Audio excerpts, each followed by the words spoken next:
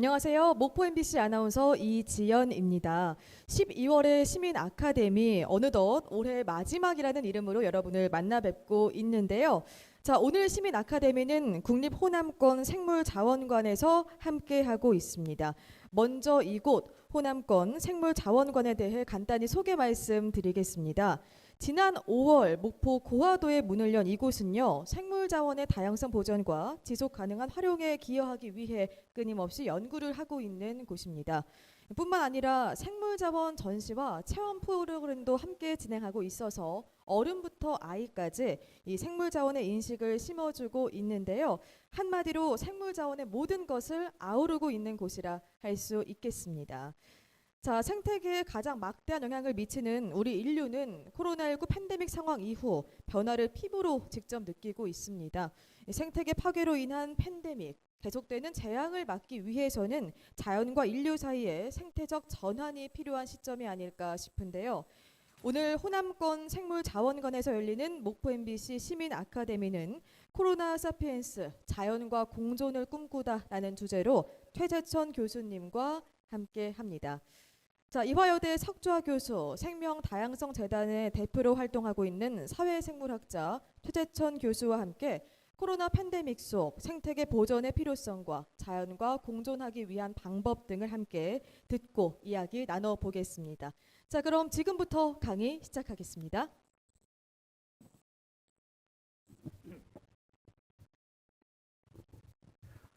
네, 목포 신안 지역에 계시는 시민 여러분 반갑습니다. 제가 먼 길을 달려왔습니다. 여러분 뵈러. 참 힘드시죠? 여러 가지로. 네, 이 정도 뭐 공간이고 전 충분히 떨어져 있고 해서 허락해 주시면 저는 이제 마스크를 벗고 강의를 하겠습니다. 근데 벗기 전에 제가 고백해야 되는 게 있는데 젊었을 때부터 언젠가는 한번 꼭 해보고 싶었거든요. 제가 요즘 수염을 기르고 그래서 제법 덥수룩하게 지금 길렀는데요. 주변에 반대가 좀 있습니다. 네, 저희 부친이 아직 살아계신데 찾아뵐 때마다 저한테 야, 아들이 아버지보다 더 늙어 보이면 어떻게 되는 거냐. 그래서 좀 불편하긴 한데, 예, 제가 언젠가는 해보리라고 하는 지시라서 당분간은 누가 뭐라 그래도 제가 밀고 나갈 생각입니다. 오늘 조금 혐오스럽더라도 저를 예쁘게 용서해 주시기 바랍니다.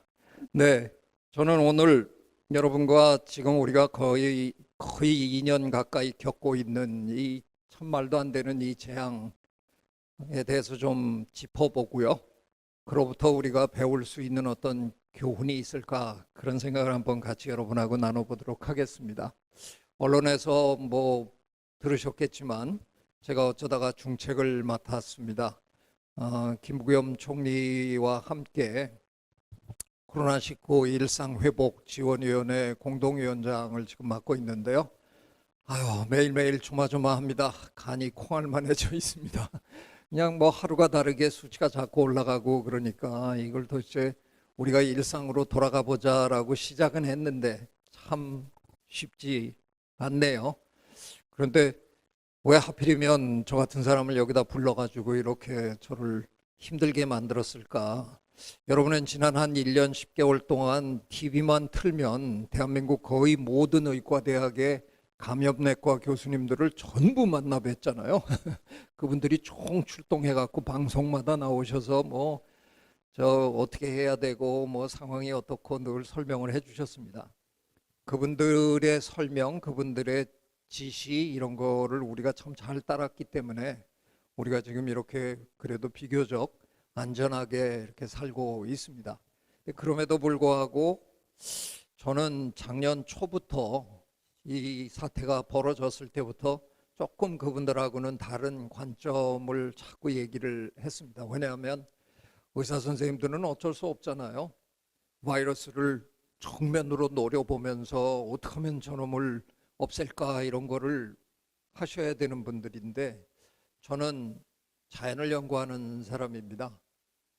생물자원관에 계시는 여러 연구원님들과 마찬가지로 저는 자연이 어떤 모습으로 살아가나 이런 걸 관찰하는 사람인데, 여러분이 요즘 많이 들으시잖아요. 굉장히 많은 종들이 멸종하고 있다. 사실입니다.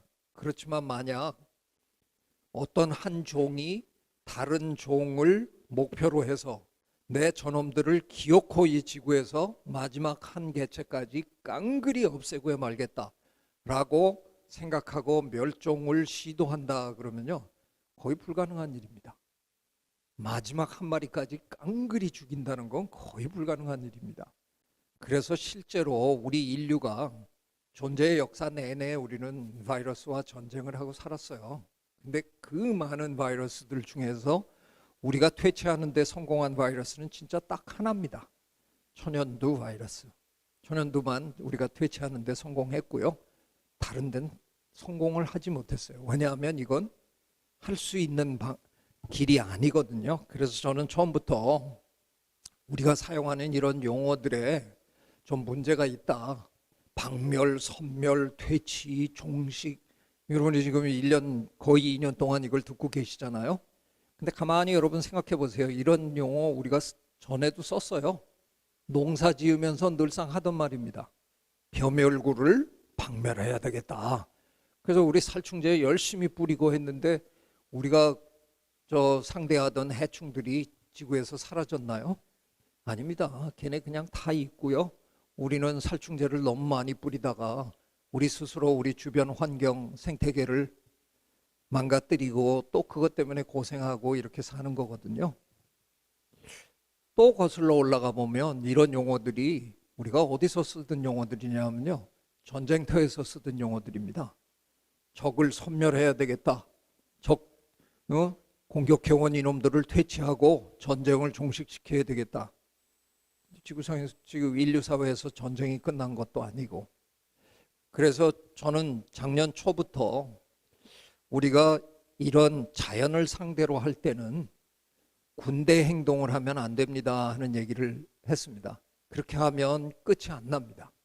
그래서 군대 행동을 하는 게 아니라 경찰 행동을 해야 되는 겁니다라는 걸 열심히 설명했습니다. 경찰은 물론 뭐 대한민국 경찰은 가끔 가다가 보면 조직 폭력배를 소탕하겠다 뭐 이런 소리 하는데, 뭐 기껏 두목 몇 명 잡아들여 봐야 뭐 그러면 졸개들이 또 두목되고 그러는 거잖아요. 대한민국에 아직 곳곳에 조직 폭력배 다 있어요.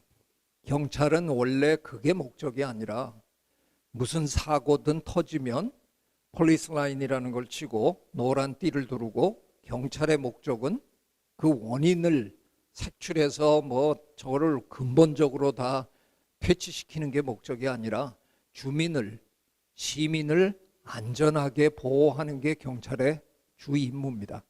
그래서 이런 코로나19 사태에도 사실은 우리가 해야 되는 건 바이러스를 상대로 저놈들을 어떻게 하면 다 죽여버리느냐, 그게 목표가 되면 좀 어려운 우리가 전쟁을 해야 되는 거고요.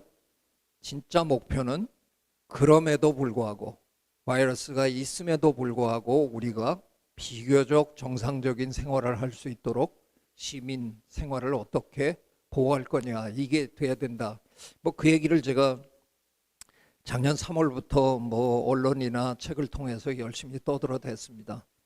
한 1년 반 정도가 지나는 어느 시점에서부터 with 코로나라는 표현도 나오고, 아 이거 어쩔 수 없이 같이 살아야 되는구나 하는 거를 이제 사회가 깨닫기 시작하고, 아마 이제 저한테 그러면 네가 좀 와서 이게 조율을 좀 해봐라 막 그랬던 것 같은데, 예, 막상 일을 맡았는데 영 쉽지가 않네요.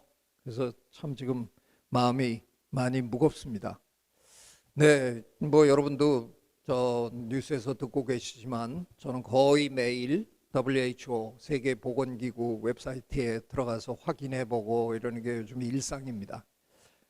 감염자 수가 2억 5천만 명을 넘은 지 이제 벌써 한참 됐고요. 사망자는 500만 명 넘은 지 지금 거의 2달 정도 돼가는 것 같습니다.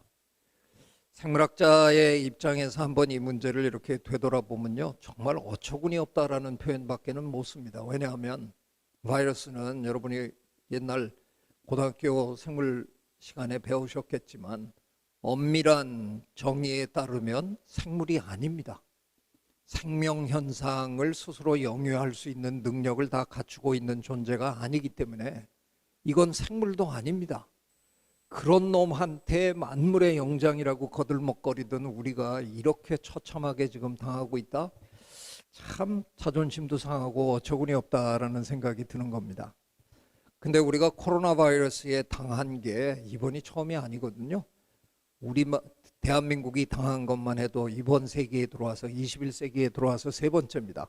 사르스, 메르스, 그리고 이번에 코로나19. 근데 참 이상하게 이 세 번 다 바이러스가 박쥐로부터 왔다는 겁니다.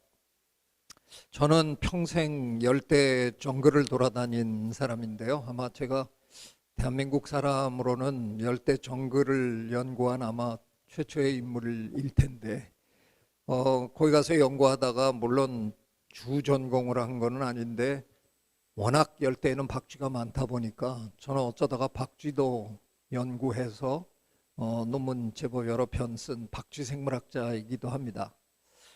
시인 나태주 선생님이 그러셨잖아요. 가까이 봐야 예쁘다. 박쥐 가까이서 보면요 정말 예쁩니다. 정말 예쁘고 귀엽고 소중하고 그런 동물인데 제가 주변에 이렇게 물어보면 박쥐 좋아하는 사람 거의 없더라고요. 박쥐 다 싫어하더라고요. 왜 싫어하냐 그렇게 물으면 정말 세계적으로 그 설문조사를 해보면 뜻밖의 굉장히 많은 사람들이 박쥐가 내가 자고 있을 때 내 목을 물어뜯고 피를 빨아먹을까 봐 그런다 이렇게 얘기하는 사람들이 무지하게 많아요. 근데 저희가 지금까지 박쥐를 한 1,400여 종 발견했거든요. 세계적으로. 근데 그 중에 피를 빨아먹는 박쥐, 흡혈박쥐, 영어로 우리가 vampire bat라 그러는데 딱 3종입니다. 나머지 1,400종은요 전부 꽃에서 꿀 빨아먹고 과일 열매 먹고 모기 잡아주고 이롭고 귀엽고 소중한 동물인데 아유 어쩌다가 이렇게 제가 오늘 생물자연관에서 이런 강의를 하니까 자주 제가 생물다양성 얘기를 좀 하려고 합니다. 생물다양성의 문제입니다. 그냥 박쥐가 종다양성이 풍부해서 그렇습니다. 우리 포유동물 전체 종수의 절반이 쥐입니다. 그리고 나머지 절반의 대충 절반이 박쥐입니다. 그러다 보니 쥐하고 박쥐가 포유동물 종수의 전체의 한 75%를 차지하거든요. 그래서 우리 포유동물끼리 세균이나 바이러스 주고받다가 야 이거 어떤 놈이 퍼뜨렸어? 그리고 저 수색해서 들어가 보면 쥐 아니면 박쥐일 수밖에 없는 겁니다. 그냥 쟤네들이 그렇게 뭐 사악하고 악랄하고 더럽고 지저분하고 뭐 그래서가 아니라 그냥 쟤네가 많아서 그런 거거든요. 쟤네 죄가 아니에요. 근데 약간 최근에 죄를 물을 수 있는 일이 조금은 생겼습니다. 여러분이 다 아시는 대로 지금 기후변화가 일어나고 있잖아요. 그래서 지구온난화가 벌어지고 있는데 온대지방의 기온이 자꾸 오르다 보니까 제가 얘기한 1,400여 종의 박쥐에 압도적으로 많은 숫자가 전부 열대에 살거든요. 그러니까 박쥐는 기본적으로 열대 포유동물 이렇게 생각하셔도 될 정도로 열대에 사는데 온대지방의 기온이 자꾸 오르니까 얘네가 슬금슬금 이동을 하기 시작했습니다. 지난 5월에 영국 케임브리지 대학의 연구진이 발표한 논문을 보니까 그분들이 지난 100년 동안 저 같은 박쥐 생물학자들이 발표한 논문을 전부 분석을 했어요. 빅데이터 분석을 해보니까 지난 100년 동안 박쥐들이 열대에서 온대지방으로 이렇게 움직이더라는 거죠. 근데 그 움직이는 와중에 가장 두드러지게 많은 박쥐들이 모여서 새로운 생물 다양성 거점 지역을 몇 개 만들었다는 겁니다. 그 중에서 가장 대표적인 걸로 그 케임브리지 대학 연구진이 찾아낸 게 중국 남부. 거기에 그분들이 분석을 해보니까 지난 100년 동안 열대에서 무려 박쥐 40종 정도가 유입이 됐다는 겁니다. 지금 여러분이 열대에 가서 박쥐 한 마리 잡아가지고 저 검진소에 끌고 가서 저 검진 한번 받아보면 대충 2종류 아니면 3종류의 코로나 바이러스를 늘상 가지고 다닙니다.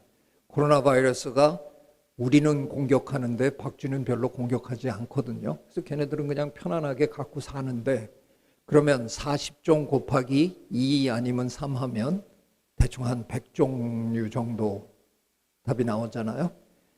무슨 얘기냐 하면 지난 100년 동안 중국 남부 지역으로 100종류 이상의 새로운 코로나 바이러스가 진입했다는 겁니다.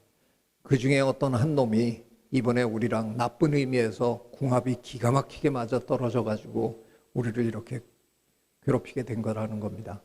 그런데 여기서 또 하나 얻어야 되는 교훈이 있잖아요. 기후변화가 멈추지 않는 한 계속해서 박쥐들은 온대지방으로 옮겨올 거고, 그들이 가지고 오는 바이러스에 우리는 끊임없이 점점 더 노출될 수밖에 없다 하는 얘기입니다. 네, 저 지역 얘기입니다. 저 지역으로 한 40종 정도가 새로 유입이 되는 바람에 이런 일이 벌어졌을 거다. 그러니까 이번 이 엄청난 재앙의 배후에는 기후변화가 버티고 있었다는 증거가 나온 겁니다. 이 정도 얘기해 놓고 제가 반전을 하나 하도록 하겠습니다. 500만 명이나 죽었는데 이런 소리 하면 뜬금없다고 생각하시겠지만, 절대로 바이러스는 우리 인류를 멸종시키지는 못합니다. 왜냐고요? 충분히 죽이고 나면요, 사회적 거리두기 강요 안 해도 그냥 저절로 거리가 생겨가지고요, 그 바이러스가 다음 사람을 감염 못 시켜서 못 죽입니다. 물론 바이러스가 아니라 세균이었지만 그 옛날 유럽의 패스트, 흑사병, 유럽 인구의 3분의 1밖에 못 죽였습니다. 3분의 1밖에라고 얘기하는 건 참 너무 험악한 표현이지만 3분의 1이나 죽였는데 나머지 3분의 2는 왜 못 죽였냐? 감염시키지 못해서 못 죽인 겁니다. 네, 그렇기 때문에 아무리 험악하더라도 전염병은 우리를 멸종시키지는 못합니다. 충분히 죽이고 나면 그냥 끝납니다. 그런데 기후변화는 다를 것 같습니다. 기후변화는 감염돼서 당하는 게 아니잖아요. 우리가 숨을 곳이 없을 겁니다.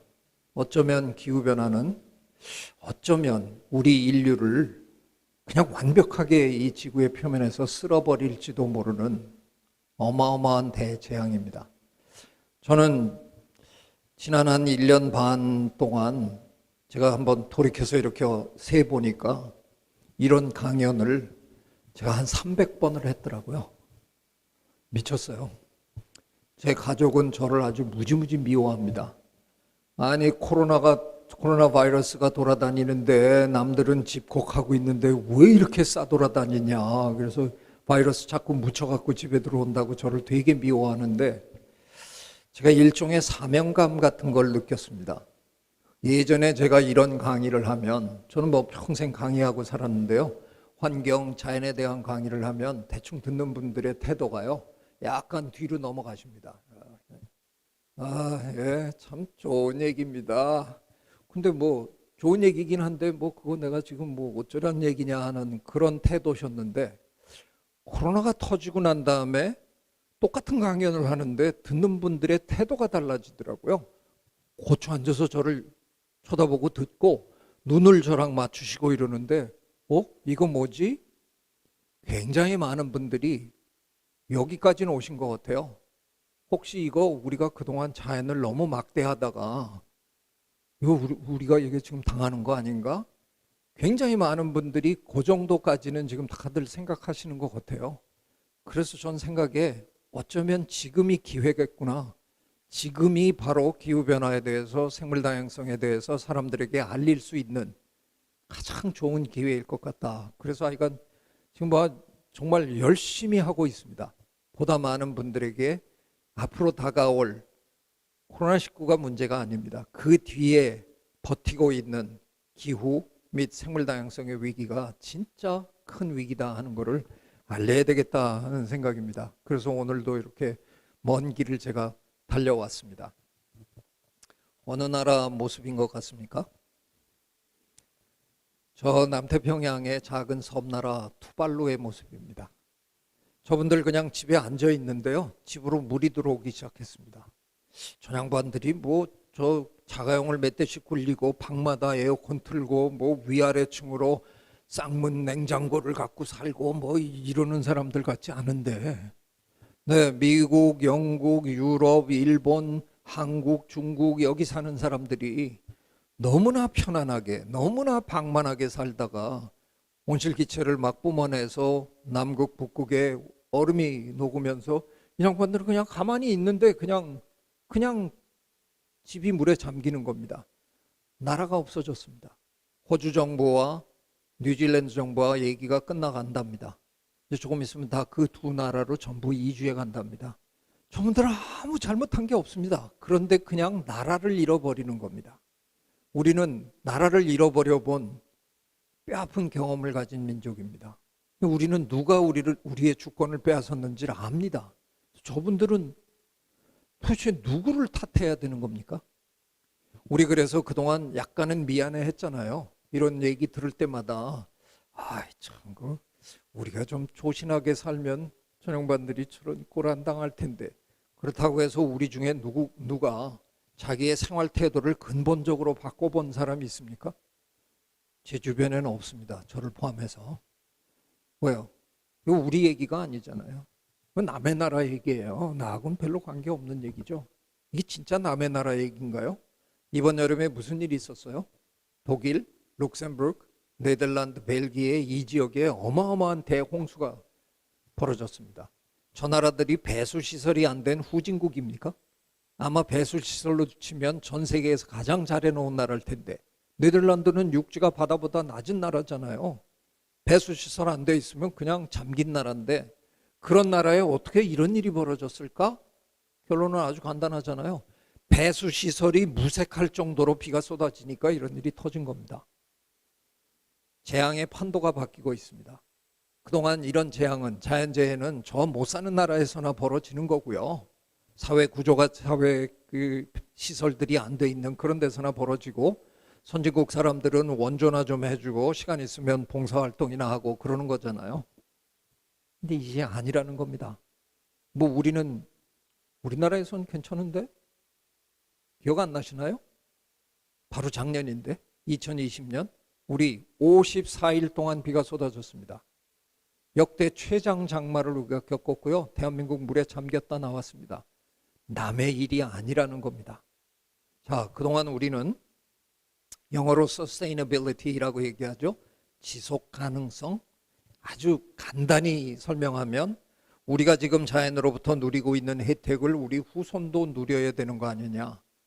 그러자면 우리가 자연을 잘 보존해서 그들에게 물려줘야 된다. 이게 그냥 아주 간단한 개념입니다.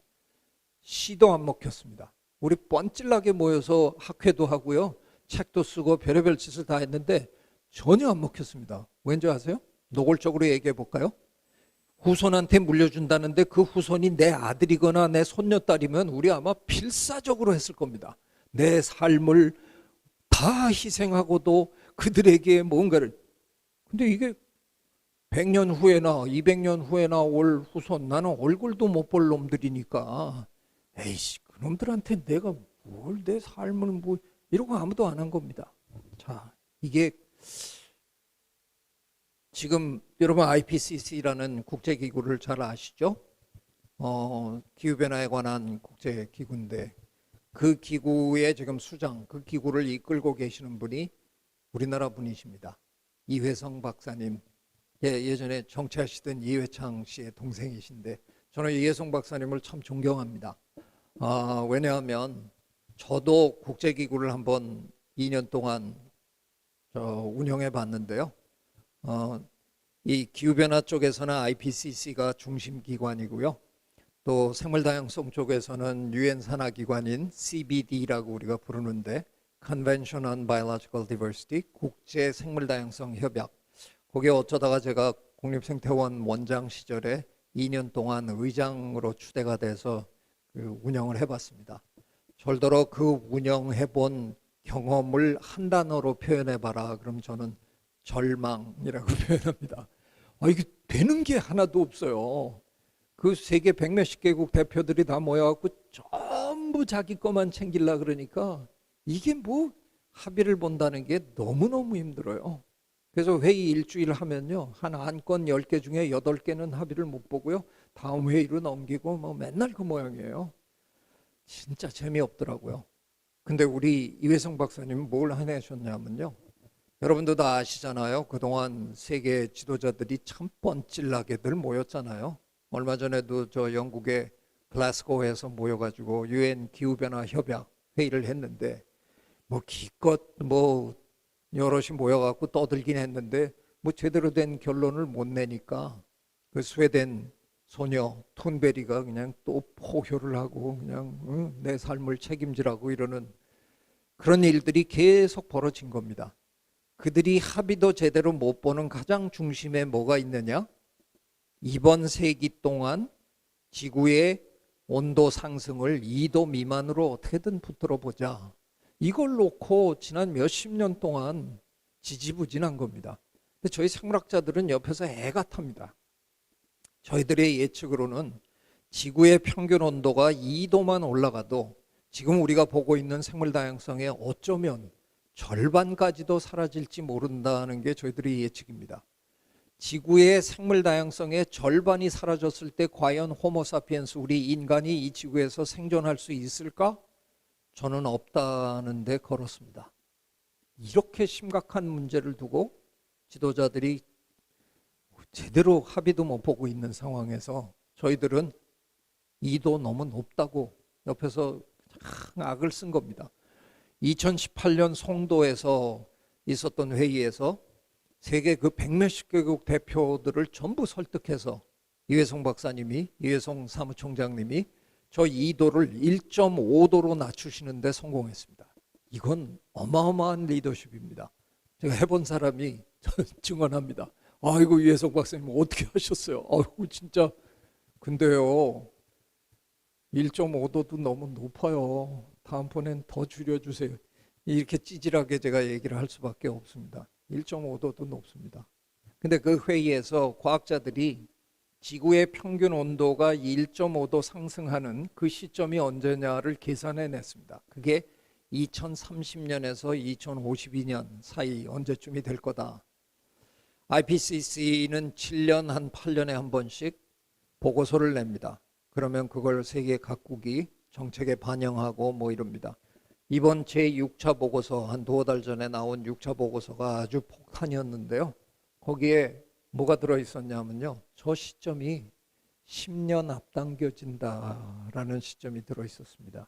만약 지구의 평균 온도가 1.5도 올라가는 시점이 만약 2030년이었다면 무슨 일입니까? 2030 빼기 10, 2020년이 언제죠? 작년입니다. 네, 제가 다시 정리할까요? 먼 훗날 나는 얼굴도 보지 못할 후손들에게 벌어지는 일인 줄 알았어요. 아닙니다. 어쩌면 작년부터 벌어지고 있는 일인지도 모른다는 겁니다. 먼 다른 나라에서나 벌어지는 일인 줄 알았습니다. 아닙니다. 지금 이 순간 여기에서 벌어지고 있는 일일지도 모른다는 겁니다. 결론은 뭐냐? 시간이 없다. 미룰 시간이 없다는 겁니다. 이제는 우리가 행동으로 옮기지 않으면 과연 우리에게 무슨 일이 앞으로 벌어질지 아무도 장담할 수 없는 그런 상황에 왔다는 겁니다. 제가 또 뜬금없는 얘기 하나 할까요? 이번에 우리 무지하게 운이 좋았거든요. 500만 명이 죽었는데 무슨 운이 좋다고 얘기하나. 저게 무슨 말이나 되나. 네, 예전에 우리가 유행병을 겪으면서 백신을 제조해서 공급하는 데까지는 대충 한 15년씩 걸렸습니다. 근데 이번에는 1년이 안 된 시점에서 우리가 백신을 만들어냈습니다. 얼마나 운이 좋은 겁니까? 만약 우리가 그렇게 해내지 못했다 그러면 지금 우리 이 상태로 15년 살았어야 되는 겁니다. 15년 생각만 해도 끔찍하죠. 우리 지금 언제나 이걸 벗을까 지금 기대하고 있는데 이걸 15년을 네, 지금 제 앞에 앉아 계신 분들 20대인 것 같은데 30대 중반까지 네, 이러고 사셔야 된다는 거예요. 그러는 와중에 몇 명이나 돌아가실까? 저는 적어도 한 10억 정도는 죽지 않을까? 그런 상상해 봅니다. 근데 그 끔찍한 재앙으로부터 우리를 지금 구원해낸 겁니다. 누가? 이게 사실 운이 아닙니다. 제 입으로 이런 얘기하기가 조금 민망하긴 한데요. 네, 저 같은 사람, 과학자. 과학 덕택에 지금 인류가 이 엄청난 재앙으로부터 지금 빠져나오는 겁니다. 그 중에서도 특별히 생명과학의 눈부신 발달 덕택에 이번에 여러분이 뭐 파이저나 모더나나 이런 테크닉 이런 데는 실제로 메신저 RNA라는 전령 RNA라는 그 테크닉을 직접 사용해서 그 최근까지 노벨상 받은 분들의 이론까지 총동원해서 만들어낸 겁니다. 네, 여러분은 생명과학 덕택에 그나마 희망이 생긴 겁니다. 근데 제가 아까 그런 얘기를 드리면서 어쩌면 이런 일이 앞으로 자꾸 벌어질 것 같다는 그런 낌새를 여러분에게 보였습니다. 이렇게 환경이 자꾸 망가지다 보면, 기후변화가 계속 진행되다 보면 이런 일이 자꾸 벌어질지 모른다는 겁니다. 그러면 다음번에 이런 일 벌어졌을 때 우리 또 운 좋을까요? 좋을 수도 있죠. 저희 생명과학자들은 또 실험실로 달려갈 겁니다. 또 밤을 샐 겁니다. 하루라도 빨리 백신을 제조해내야 한 명이라도 구할 테니까 가서 밤을 새고 일할 겁니다. 이번에 그랬듯이. 근데 일주일 만에 만들어낼 것 같지는 않죠. 석 달 만에? 그것도 좀 기대하기 어려울 것 같아요. 이번에 무지하게 운이 좋아서 10개월 만에, 11개월 만에 만든 겁니다. 다음번에도 무지하게 운 좋아서 11개월 만에 만들었다고 칩시다. 근데 그 11개월 동안에 무슨 일 벌어져요? 적어도 몇백만 명 또 죽을 거고요. 또 우리는 마스크 쓰고 식당에도 못 가고 경제에 또 파탄 나고 이 일을 또 겪을 겁니다. 그렇다면 제가 생각하는 우리 인류의 미래는 이럴 것 같아요. 어떻게 이렇게 고생하다가 참 운 좋게 그래도 한 몇 년 만에 겨우 조금 빠져나왔다 싶어서 약간 살만하면 한 몇 년 후에 또 이제 팬데믹이 터져가지고 또 쭈그리고 앉아서 겨우 고생하다가 한 1, 2년 고생하다가 또 조금 빠져나와서 몇 년 살만하다가 또 걸려서 그러니까 앞으로 그냥 계속 이러고 살 것 같은 그런 걱정이 드는 겁니다. 그래서 저는 작년 초에 이미 실험실에서 만들어내는 백신은 답이 아니다라고 조금은 과감하게 떠들었습니다. 제가 백신을 2개 만들었습니다. 행동 백신과 생태 백신. 행동 백신은 이번에 대한민국 국민은 거의 100% 접종해 준 거잖아요. 손 잘 씻고 마스크 잘 쓰고 거리 두기 잘하고 그래서 우리는 지금 세계에서 거의 가장 안전한 나라로 지금 살고 있는 겁니다. 네, 지금 뭐 공동위원장 자격으로 제가 한번 여러분의 앞으로의 삶에 조언을 하나 드리겠습니다. 저만 그런가 하고 제가 얘기를 드릴 텐데요. 저 지난 1년 10개월 동안 감기도 한 번 안 걸렸습니다. 그러니까 제 생애에 가장 건강하게 살았던 1년 10개월입니다. 근데 저랑 비슷한 사람 굉장히 많습니다. 왜 그래요? 손을 너무 깨끗하게 잘 씻었거든요. 옛날에 의사 선생님들은요, 유럽의 의사 선생님들은 한때 손 안 씻었어요. 이 환자 골은 막 만지다가 저 환자 가서 막 만지고 그랬어요. 그래서 다 감염시키고 그랬어요. 우리가 이런 걸 이해한 지가 그리 오래되는 게 아닙니다. 근데 여러분 이번에 하면서 참 좋은 버릇 하나 생겼잖아요. 네, 저 TV 의학 드라마 보면 그 왜 한석규 씨가 이렇게 나와가지고 수술 들어가기 전에 손 씻잖아요. 그 수도꼭지도 손으로 안 하잖아요. 발로 뻥 차면 물 쫙 나오잖아요. 팍팍팍 씻고. 왜 그러고 난 다음엔 수건도 간호사가 들고 있으면 거기다 이렇게 하고 장갑도 누가 펼치면 집어넣고. 네, 이번에 우리가 그러고 1년 10개월을 살았어요. 이 버릇은 갖고 가세요. 하루에도 몇 번씩 손 깨끗이 씻으십시오. 한 30초 정도씩 씻으시면요. 거의 잔병을 앓지 않으실 거예요. 거의 우리가 앓는 수시로 앓는 잔병들은요, 전부 여기서 시작하는 거거든요. 손에서 입으로 뭐 해갖고 우리 손하고 우리 코, 입처럼 더러운 데가 이 세상에 별로 없습니다. 근데 손을 깨끗이 씻으면 그런 질병들로부터 굉장히 자유로워지는 겁니다. 게다가 대한민국은 이번에 마스크를 정말 잘 써서 그래도 사망률이 낮은 겁니다. 서양 사람들은 이번에 뭐가 잘못 뒤집어 씌웠는지, 그 사람들 옛날 1918년 스페인 독감 때 다 마스크 쓰고 살았던 사람들이에요. 원래 마스크 잘 쓰던 사람들인데 갑자기 이번에 동양 사람들 마스크 잘 쓰는 거 비웃기나 하면서 자기네들 안 쓰다가 저렇게 많이 죽은 겁니다. 그래서 저는 제안을 또 하나 하렵니다. 이번 이 일이 다 끝나가더라도 뭐 내년 언제쯤 되면 우리 뭐 마스크 안 써도 되는 날이 오겠죠? 오리라고 저 기대하고요. 그런 날이 오더라도 저 예쁜 마스크 하나 핸드백이나 가방에 늘 갖고 다니세요. 갖고 다니시다가 여기 왜 이렇게 사람이 많지? 저 사람 왜 저렇게 기침해? 쓱 꺼내 쓰세요. 그거 쓴다고 해서 뭐 옆에서 누가 야 저놈 왜 마스크 쓰냐? 이렇게 안 할 겁니다. 이런 걸 앞으로는 생활 습관으로 갖고 가셔도 참 좋을 것 같아요. 그러면 감기나 뭐 이런 질병 안 앓으면서 굉장히 건강하게 살 수 있습니다. 네, 그 행동 백신보다 더 원천적으로 좋은 백신이 있습니다. 생태 백신.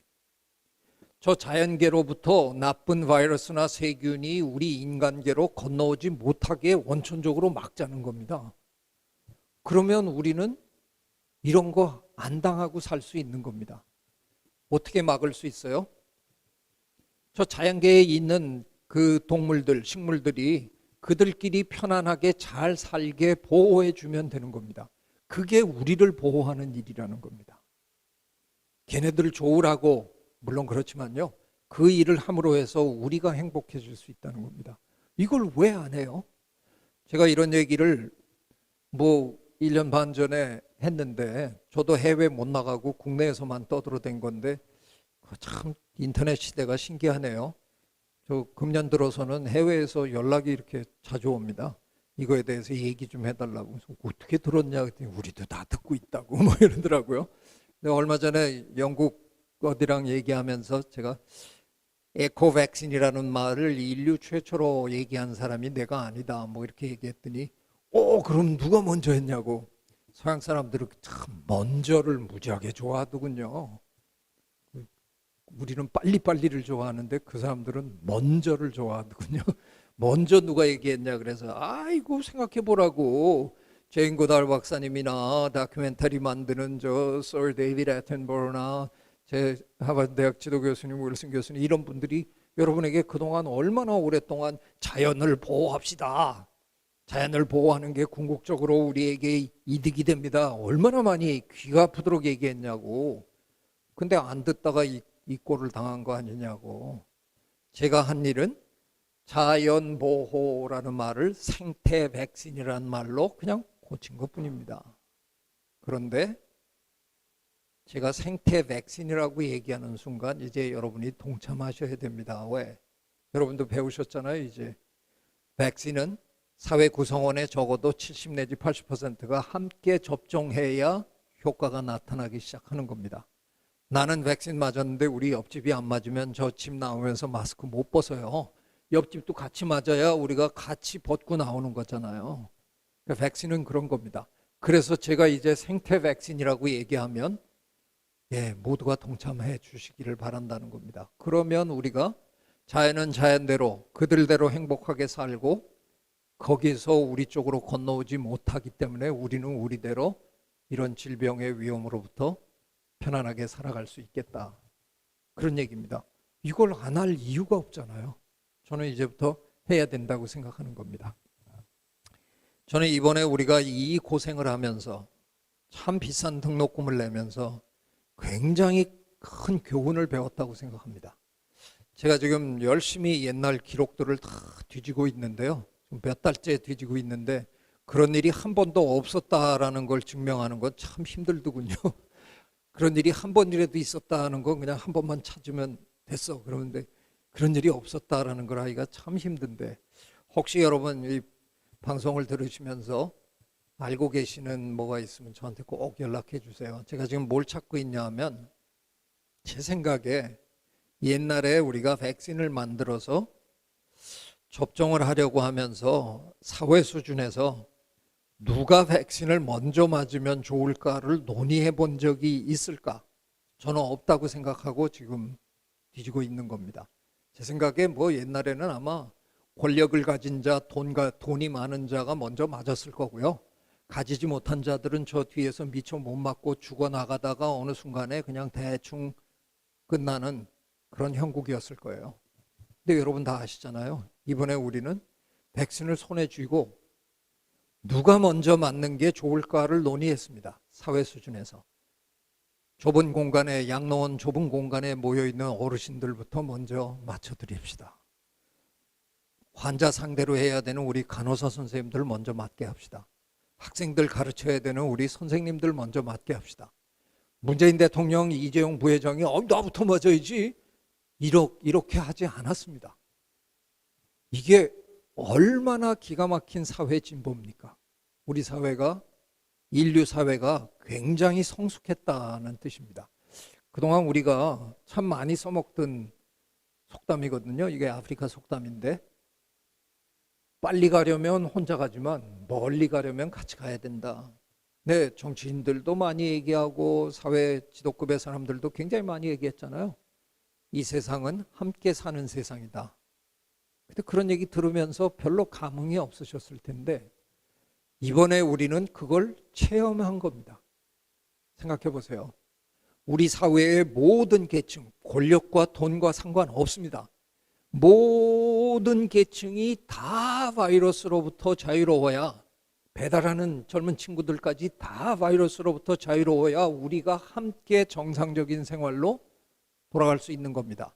재벌들만 자유롭고 뭐 정치인들만 자유롭다고 해서 우리 사회가 돌아갈 수 있는 게 아닙니다. 진짜 함께 간다는 게 뭔지를 우리가 이번에 제대로 봤습니다. 저는 엄청난 비용을 지불했지만 우리 인류가 이걸 깨달았다는 것은 저는 너무너무 소중한 경험이라고 생각합니다. 제가 그래서 지금 저 위원회에서 이런 얘기를 했습니다. 새로운 일상이라는 표현을 영어 표현으로 우리가 new normal 이렇게 많이들 얘기하잖아요. 저도 여러 번 썼는데, 근데 오늘 가만히 생각해 보니까 이게 약간 좀 불편하더라고요. new normal이 있으면 old normal이 있었겠죠. 예, 새로운 normal, 옛날 normal. 근데 옛날에 그 일상이 진짜 normal, 진짜 정상이었으면 우리가 왜 이런 꼴을 당하고 있어요? 그놈의 게 정상이 아니었으니까 이런 거잖아요. 우리가 너무 자연을 훼손하고 너무 방만하고 너무 편안하게 살다가 자연의 건강성이 떨어지면서 어느 순간 자연이 못 견뎌서 지금 자연이 몸살을 앓고 있는 거잖아요. 이런 일이 벌어지기 시작했는데 기껏 일상 회복한다고 해서 옛날 일상으로 돌아간다? 그럼 사실은 우리가 new normal이라고 얘기하는데 new abnormal로 돌아가는 겁니다. 새로운 비정상으로 돌아가는 겁니다. 그래서 제가 그럴 거면 우리 뭐하러 모여서 이런 논의도 하고 이러는 거냐. 그래서 나는 그건 아니었으면 좋겠다. 우리가 이 고생을 하고 이런 비용을 지불하고 맞이하는 새로운 일상은 우리가 예전에 알던 일상보다 훨씬 나은, 훨씬 개선된, 훨씬 향상된 그런 일상이었으면 좋겠다. 그래서 제가 영어 단어를 하나 만들었습니다. 업그레이드라는 표현들 많이 쓰시니까 그냥 노멀에 업자를 붙여서 업노멀이라는 새로운 표현을 만들었는데 만들고 제가 놀랐습니다. 그 영어 사전에 없더라고요. 저 정도 단어면 있을 줄 알고 제가 만들어 놓고 찾아봤는데 없어서 제가 이제 세계 최초로 영어 단어를 만든 사람이 돼버렸는데, 저는 그런 마음으로 지금 일상회복지원회를 이끌고 있습니다. 저는 빨리 이제 우리가 이 재앙으로부터 어느 정도 자유로워지고 거기서 우리 위원회가 그냥 끝나는 게 아니라, 그렇다면 우리가 이제 새롭게 살아가야 되는 이 세상은 어떤 세상이었으면 좋겠느냐, 이걸 우리가 정말 진지한 의미에서 논의할 수 있는 그런 위원회가 됐으면 하는 마음입니다. 저는 희망이 있다고 생각합니다. 혹시 여러분들 중에서 경제학 분야에 관심이 있으시면 경제학 분야 중에 행동경제학이라는 분야가 있거든요. 예전에는 뭐 별 볼 일 없는 분야처럼 시작했지만 최근에 한 십몇 년 동안 노벨상이 뭐 쏟아져 나오는 바람에 지금은 경제학이 아주 중요한 분야가 됐는데, 그 행동경제학자들이 세계 여러 곳에서 지난 한 20, 30년 동안 연구하고 그분들이 내린 결론 중에 하나입니다. 기본적으로 우리 인간 사회에는 세 부류의 사람이 있답니다. 우리 이태석 신부님 같은 분, 남을 위해서 당신의 목숨까지 바친 저런 이타적 인간이 있는가 하면, 무슨 짓을 해도 무조건 지 것만 챙기는 저 악랄하고 더럽고 지저분한 저런 이기적인 놈들이 있다는 거죠. 근데 놀라운 사실은 이 사람들이 세계 여러 곳에서 조사를 해봤는데 이타적인 분은 몇 분 안 되지만, 뭐 너무 당연하죠. 이태석 신부님 같은 분이 뭐 그렇게 많겠습니까? 놀랍게도 저 뼛속까지 이기적인 저런 놈들이, 저런 나쁜 놈들이 그렇게 많지 않더랍니다. 어느 사회든 5분의 1을 넘지 않는다는 게 그분들의 연구 결과입니다. 그렇다면 5분의 4, 그 이상 압도적으로 많은 사람들은 누구냐? 영어로는 reciprocator라고 하는데 저는 우리말로 보응적 인간이라고 한번 얘기해 봤습니다. 여러분과 저 같은 사람이라는 거예요. 네, 평소에는 내 거 챙기면서 살아야죠. 먹고 살아야 되니까 내 거 챙깁니다. 근데 우리 저 여러 해 전에 요 태안 앞바다에 기름이 쏟아졌다 그러니까 우리 휴가 반납하고 방학 반납하고 걸레 들고 가고 그 바위를 다 닦아낸 게 우리잖아요. 그거 닦았다고 그래서 우리가 뭐 갑자기 집이 생겨요, 뭐가 생겨요. 근데 우리 그거 다 했어요. 월급 더 준다고도 안 했습니다. 그런데 나 코로나 환자 돌보겠다고 자원해서 가서 그 고생을 하고 있는 우리 저 간호사 선생님들, 이런 분들이 우리 사회에 압도적으로 많은 사람들이라는 겁니다. 이런 보응적 인간이 잘 살 수 있도록 우리 사회의 제도나 구조를 우리가 끊임없이 조금씩 개선하면 반드시 인간 사회는 좋아질 수밖에 없다는 겁니다. 그리고 실제로 참 대한민국에 지금 너무나 많은 분들이 그렇게 생각 안 하시고 있는데 전 너무 답답합니다. 실제로 인류 사회는 지금 끊임없이 좋아지고 있습니다. 그리고 대한민국은 그 중에서도 가장 좋아지고 있는 나라입니다. 근데 대한민국 국민은 지금 대부분이 이게 나라냐, 죽을 맛이다, 다 이러십니다. 사실 예전 삶보다 지금 점점 나아지고 있거든요. 그래서 지금 세계적인 석학들이 입을 모아서 제안하는 게 뭔지 아십니까? 참 뜻밖에도 제가 MBC에서 이런 얘기하면 쫓겨나겠지만 뉴스를 보지 마라가 제안입니다. 너무 뉴스 보고 있으면 그냥 삶이 너무 피폐해진다는 거죠. 예, 희망을 가지실 필요가 저는 있다고 생각합니다. 우리 삶은 점점 좋아지고 있습니다. 저 이런 책도 썼습니다. 오래전에. 손잡지 않고 살아남은 생명은 없다. 저희 생물학자들의 죄가 좀 있습니다. 저희들이 그동안 자연을 너무 험악하게 여러분에게 알려드린 것 같아요. 약육강식, 생존투쟁, 눈에는 눈, 뭐 너 죽고 나 살자, 뭐 이런. 경쟁은 불가피합니다. 자원은 한정돼 있고 자리도 부족하니까. 근데 그걸 원하는 존재는 많으니까 경쟁은 어쩔 수 없이 해야 되는 거지만, 그 경쟁에서 이기는 방법이 내 주변의 모든 자를 다 제거하고 홀로 살아남는 적자 생존이다, 이게 아니고요. 저희가 최근 한 20, 30년 자연을 더 세밀하게 관찰해 보니까 손을 잡은 자들이 함께 살아남았더라고요. 한 놈만 살아남고 나머지 다 죽는 게 아니고요. 여럿이 살아남는 게 그게 자연의 구도입니다. 저는 이 책 오래전에 썼는데 최근에 한 3, 4년 동안 이런 류의 책이 쏟아져 나옵니다. 우리말로도 지금 뭐 계속 번역돼 나오는데요. 예, 휴먼 카인드, 뭐 우정의 과학, 뭐 다정한 게 살아남는다, 뭐 이런 책들 줄줄이 나오는데 제가 추천의 글 많이 썼는데 그 책들은 엄청 잘 팔리는데 제 책은 안 팔리고, 참 저도 영어로 쓸 걸 잘못했네. 예, 제 마지막 슬라이드입니다. 제가 지난 한 1년여 동안 우리 사회의 이런 그 모습을 보면서 제가 쓴 책인데요. 세계적인 대석학들이 한결같이 그러셨잖아요. 문명사적 대전환기를 지금 맞고 있다. 예, 우리 인류가 일찍이 이런 경험을 해보지 못했다는 식으로 얘기합니다. 제가 그분들의 책도 열심히 읽고 그분들 강의도 유튜브에서 들어보고 했는데 구체적으로 무슨 전환을 하라는 얘기를 안 해주시네요. 그래서 제가 하기로 했습니다.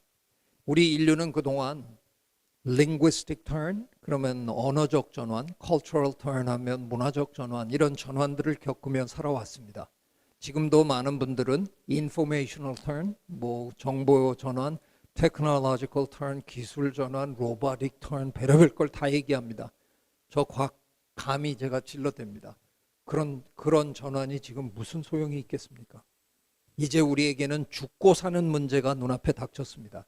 자연과 우리의 관계를 제대로 정립하지 않으면 저는 우리 인류가 호모사피엔스가 지구에서 버틸 날이 그리 멀지 않다고 생각합니다. 그걸 해내야 되는 겁니다. 이제 그래서 우리가 하는 거의 모든 일을 생태의 관점에서, 생태적 전환의 관점에서 보지 않으면 글쎄요, 한동안은 우리가 풍요롭게 살지 모르죠. 근데 또 고꾸라지고 또 질척거리고 또 조금 일어나서 노력하다 보면 또 이런 일 겪고 이럴지도 모릅니다. 그거보다는 제 생각에 훨씬 현명한 건 이제는 생태적으로 현명한 그런 생활을 할 수 있도록 우리 사회의 모든 구조를 이젠 차근차근 바꿔나갈 그런 순간이 왔다 하는 겁니다. 호모사피엔스라는 자화자찬 현명한 인간이다 이런 자랑질 이제 그만하시고요. 호모 심비우스, 다른 생명과 이 지구를 공유하겠다는 마음으로 공생인으로 거듭나야 된다고 생각합니다. 네, 뭐 장시간 제 강연을 들어주셔서 대단히 고맙습니다. 이 정도로 일단 제 강의를 마칠까 합니다. 고맙습니다. 네, 교수님 안녕하세요. 강의 유익하게 잘 들었습니다. 강의 들으면서 아마 많은 분들이 같이 생각하셨을 것 같은데요. 우리가 지금껏 겪었던 바이러스, 뭐 사스나 메르스, 코로나 같은 것들이 이 넓은 관점에서 봤을 때 결국에는 생태학적 문제였다. 또 기후 변화, 이 모든 것과 연결되어 있을 수밖에 없었다라는 생각이 좀 들었습니다. 아마 강의에 계신 분들이 조금 아쉬운 부분도 있고 더 여쭤보고 싶은 부분이 있으실 것 같아서 저희가 미리 강의를 보고 있는 분들의 질문을 좀 정리해 봤는데요. 혹시 현장에서도 질문하실 분이 계실까요? 네, 없다면 저희가 강의 진행한 동안 받은 질문들을 제가 대신해서 좀 드려보도록 하겠습니다. 방금 이제 말미에 생태적 전환이 필요하다, 연대가 필요하다라고 말씀하셨는데 아무래도 함께 살아가기 위해선 연대가 반드시 필요할 텐데 그렇다면 인간은 다른 생명체와의 연대를 어떻게 준비하고 어떻게 진행해야 될 것인가 이 부분이 궁금하다고 하셨습니다. 네. 제가 이제 평소에 하던 강연보다는 오늘 저한테 주신 시간이 그렇게 길지 않아서 조금 이렇게 빼버린 부분이 있는데요. 저는 천주교인도 아니면서 제가 이 순간 제일 존경하는 분이 프란치스코 교황님인데요. 저는 그분은 이렇게 보고 있으면 아, 저런 분을 보고 우리가 성인이라고 그러는구나. 이 성인은 우리가 책에나 나오는 분인 줄 알지만 그분은 지금 살아계신 성인 같아요. 2019년에 교황님이 뭐라고 얘기하셨냐면 ecological sin, 생태적 죄를 인류의 원죄에 포함시키겠다고 얘기하셨어요. 뭐 교계에 반발이 좀 있었다는데 쥐가 교황이면 다냐 갑자기 원죄를 만드냐 뭐 이랬다는데 교황님 말씀을 한번 들어보시면 그 논리적인 그 명확함에 감탄할 수밖에 없습니다. 자, 기독교나 천주교에서는 이 세상 모든 걸 하느님이 창조하셨다고 믿는 거잖아요. 그럼 이 세상 모든 것들은 다 하느님의 피조물인데 그 피조물들 중에 어떤 한 놈이 지가 좀 힘이 세다고 어떤 놈 얘기하는지는 지금 벌써 가슴이 뜨끔하실 텐데 그 놈이 어느 손가락 하나 깨물어서 아프지 않은 손가락이 없다 그랬는데 이게 다 하느님의 자손들이잖아요. 근데 형, 동생, 뭐 삼촌 할 것 없이 그놈이 유린하고 막 괴롭히고 죽이고 이러는데 그걸 하느님이 내려다보면서 기분 좋다 잘하고 있다 이럴 리가 있느냐. 이게 원죄가 아니면 뭐가 원죄겠느냐. 저는 교황님의 그 말씀이 너무너무 고마워요. 그보다 더 어떻게 명확하게 우리의 위치를 설명할 수 있습니까? 우리가 이 행성의 주인이 아니거든요. 근데 왜 이렇게 우리는 못돼 먹은 주인 행세를 이렇게 해야 됩니까? 근데 그렇게 하다가 지금 드디어 이제 우리가 그게 우리한테 전혀 도움이 안 되는구나 하는 걸 이제 깨닫기 시작한 거거든요. 그래서 저는 진짜 겸허해 줬으면 좋겠어요.